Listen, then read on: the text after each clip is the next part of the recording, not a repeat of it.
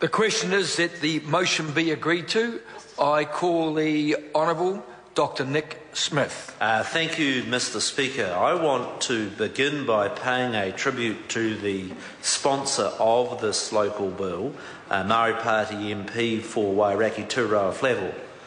It's very easy when you're dealing with natural resource issues, and particularly some of the tensions and the history with Māori, in which to play a game of divide and rule and to cause tensions. Tūroa Flavel is a member not just on this bill but on others, who has, while being a very strong advocate for his Māori constituents, has also been one that is out to find solutions.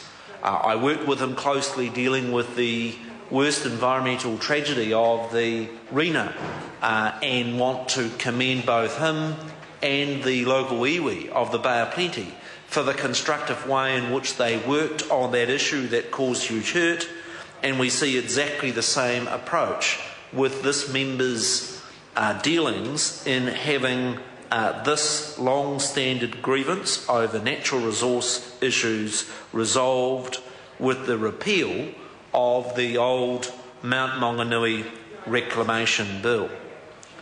The second point I wish to make is that this repeal reflects a change in attitude, quite appropriately, by New Zealand in the way in which it manages its estuaries and the more general foreshore areas of our coast.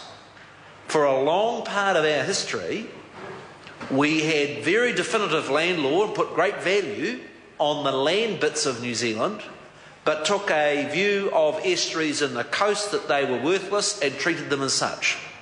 It is a crying shame when you travel around New Zealand and you see the number of tips that were created, or landfills, that were created in coastal areas.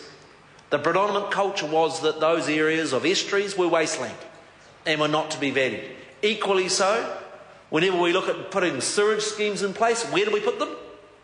We put them on the coast and we put them in estuaries. And in the last 30, 40 years, there has been a significant revolution in our attitude towards our estuaries and coastal areas as actually highly valued areas for recreation, for the environment, for fishing, kaimoana and the like. And this repeal reflects that change of putting a greater value on our coastal and estuarine areas.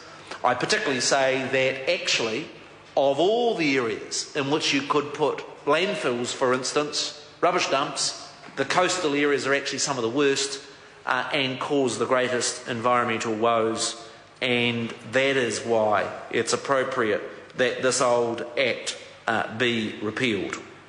I want to commend the pretty cooperative way this bill was dealt with at the Select Committee stage, and Nikki Wagner, the chair of the committee, the submissions that we received from the local councils and local iwi. There was a consensus in the committee that Tūroa Flavel's bill was the right thing to do. It repeals this Act.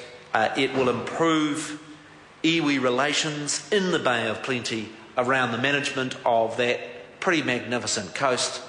I note the only change the Select Committee made to the bill was ensure that in the process we don't leave another stranded bill on the books, and I also commend this bill for reducing the number of statutes. We spend a lot of time in this Parliament passing new laws. It's actually good that we review some of the old laws and repeal them where they're no longer appropriate. This is a good bill. I again commend the member. The House should pass it. Mr. Speaker.